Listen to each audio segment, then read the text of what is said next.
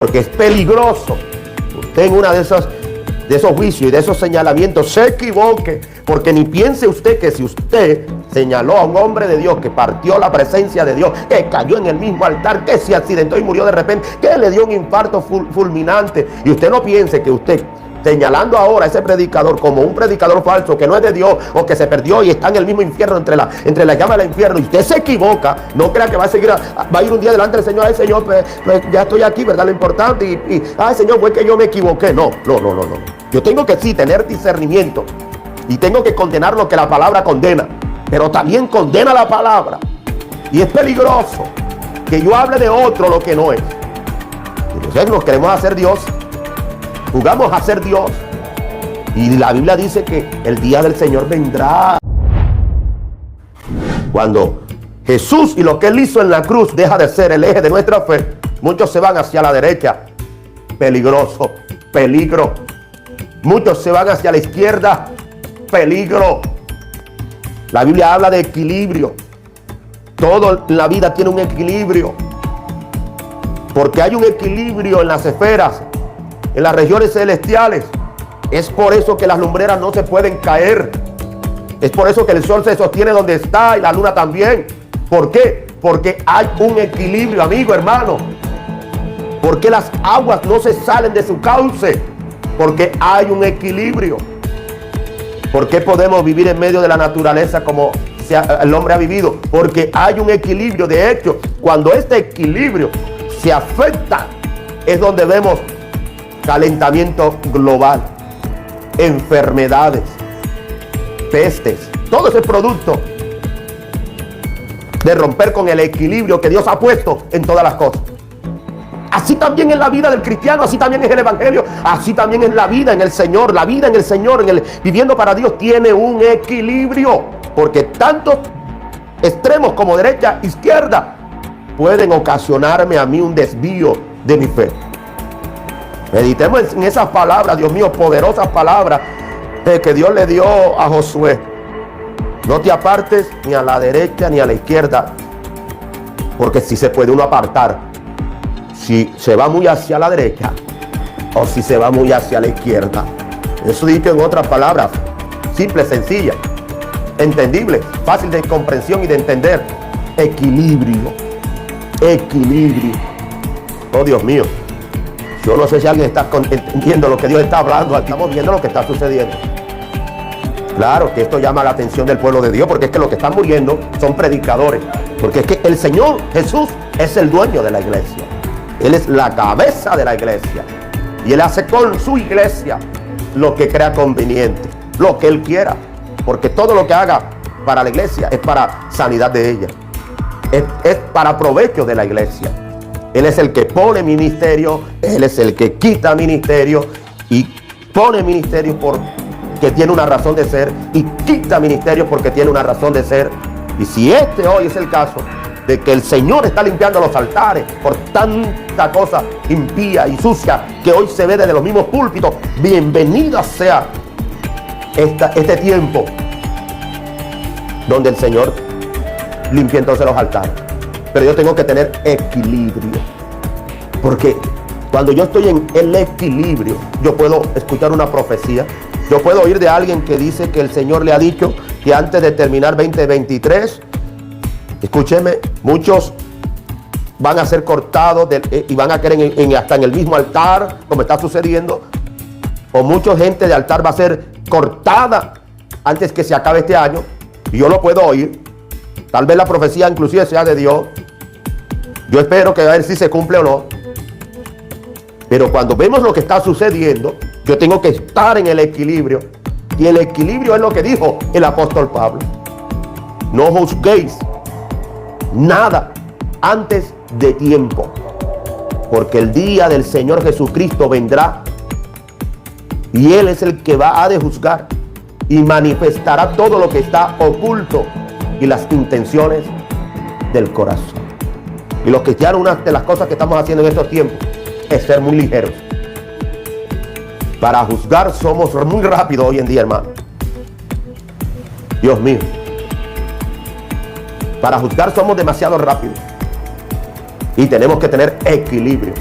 porque es peligroso usted en una de esos juicios y de esos señalamientos se equivoque, porque ni piense usted que si usted señaló a un hombre de Dios que partió la presencia de Dios, que cayó en el mismo altar, que se accidentó y murió de repente, que le dio un infarto fulminante, y usted no piense que usted, señalando ahora a ese predicador como un predicador falso, que no es de Dios o que se perdió y está en el mismo infierno, entre la llama del infierno, y usted se equivoca, no crea que va a seguir, va a ir un día delante del Señor, ay Señor, pues ya estoy aquí, ¿verdad? Lo importante, ay Señor, fue que yo me equivoqué. No.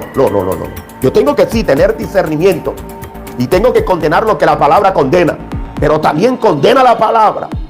Y es peligroso que yo hable de otro lo que no es. Y nosotros nos queremos hacer Dios, jugamos a ser Dios. Y la Biblia dice que el día del Señor vendrá.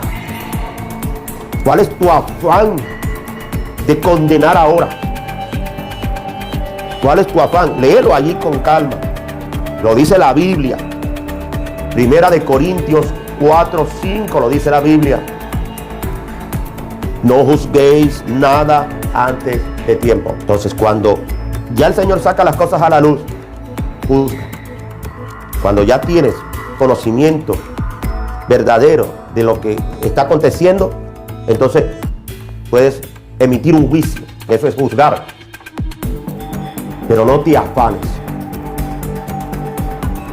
No te afanes, porque peligroso será que hoy hagas lo incorrecto, te equivoques señalando a alguien que está muriendo porque es siervo de Dios y digas, no, yo lo cortó porque está en pecado. Y yo no sé, la gente no sabe que Dios no solamente quita la vida de un hombre de Dios, una mujer de Dios, simplemente porque está en pecado. Sí hay gente en pecado a quien Dios corta en estos tiempos, pero eso es el equilibrio. Porque yo también estoy entendido de que Dios te está cortando gente en este tiempo. Pero no todo a quien Dios corta en este tiempo será porque está en pecado. Porque Dios también corta gente en este tiempo simplemente porque era su día. 2, le quería evitar sufrimiento hacia adelante. 3, Dios que conoce el futuro se dio cuenta que se podía desviar. 4, no se lo merecía ni se la merecía la gente que estaba alrededor de ese hombre y esa mujer de Dios.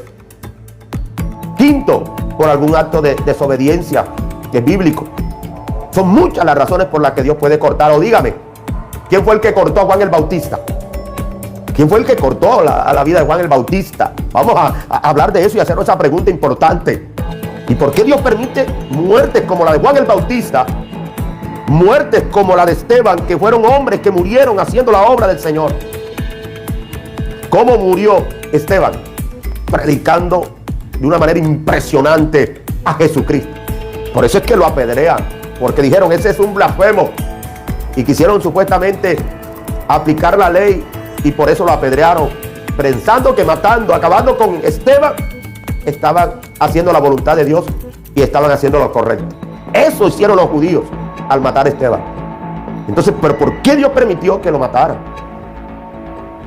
¿Por qué Dios permitió que también acabaran y mataran a Juan el Bautista? Dios es soberano, hermano. Dios hace como Él quiera. ¿Quién eres tú y yo para cuestionar a Dios?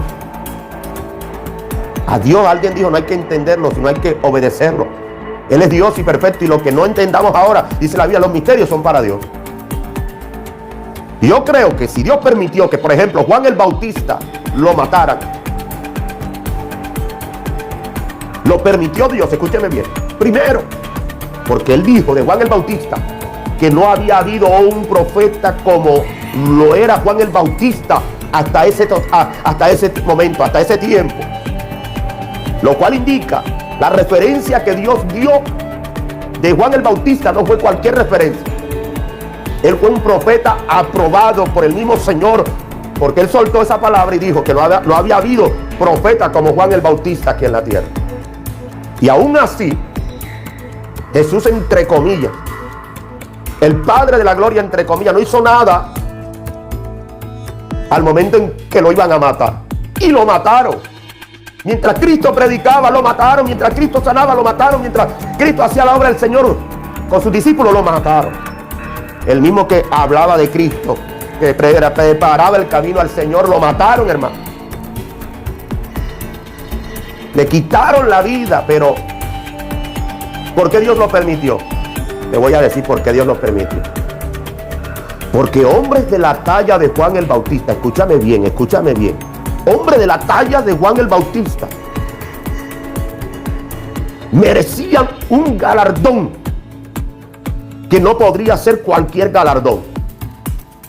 Y al momento de que Dios permite que a Juan se le quite la vida, el galardón que ha de recibir Juan el Bautista se engrandeció. Y no es redundancia lo que voy a decir para lo que voy a expresar. Se engrandeció en gran manera. Oh, Dios mío, alguien que entienda lo que Dios está hablando aquí. Oh, Padre mío, aleluya. Alguien que entienda que esto hay que compartirlo. Gloria a Dios. ¿Sabe? Porque es que precisamente esta generación necesita hombres como Juan el Bautista. Hombres que no le teman a la muerte. Hombres que lleguen hasta el final, no importa lo que vivan, por causa del reino de los cielos, por causa del Señor. Porque es que estamos hoy como el merengue se derrite fácilmente. Somos hoy cristianos de agua de azúcar que nos derretimos por cualquier cosa. Dios quería una recompensa, un galardón grande para un hombre de talla grande, como lo fue Juan el Bautista. Porque Juan el Bautista fue un hombre que se apartó para Dios desde el vientre de su madre, obedeció a Dios, se apartó a lugares, andaba solo como andan los verdaderos profetas, se apartó en la soledad para escuchar la voz de Dios y hacer lo que Dios le mandó hacer. Realizar la asignación por la cual había nacido y había venido a este mundo. Juan el Bautista también en sus momentos difíciles dudó, porque recuérdese que él mismo le manda a decir al Señor que le preguntaran a Cristo si él era el que venía o habría que esperar a otro. Y Juan el Bautista inclusive no había entendido que su ministerio llegaba hasta allí. Que ahora él y sus discípulos no tenían que estar por aparte, ¿no?, del Señor, afuera del Señor. Era para que hubieran seguido pegaditos al Señor, porque precisamente a quien estaba anunciando Juan el Bautista y a quien le estaba preparando el camino era el Señor. Y si el Señor ya había venido, no había que seguir a dos caminos. O seguíamos a Cristo, a Juan el Bautista, pero no era para seguir a Juan el Bautista, era para que siguiéramos a Cristo. Y Dios dijo entonces: hasta aquí Juan Bautista.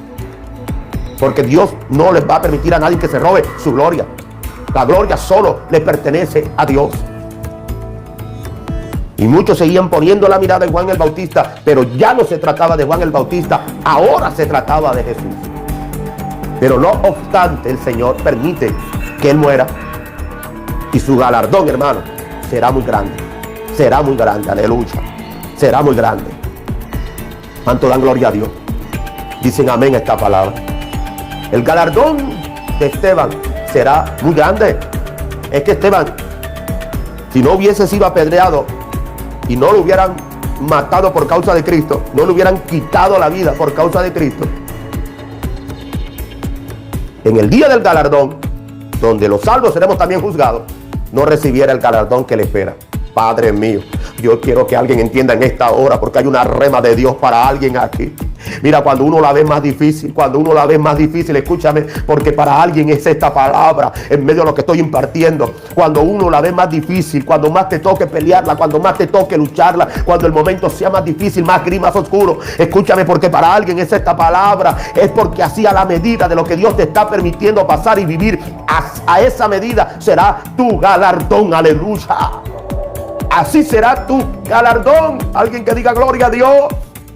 Alguien que diga: esa palabra es para mí. Vive Cristo para siempre. Por eso es que ellos van a recibir un galardón grande en aquel día. ¿Por qué? Porque lo dieron todo por el Señor, hasta su propia vida. Hasta su propia vida la dieron por el Señor. También les quiero pedir que a todo aquel que comparta este mensaje, nos los haga saber, y que pueda también colocar aquí que ya lo compartió, que pueda colocar desde dónde nos está viendo, porque este mensaje necesita correr, hermano, correr.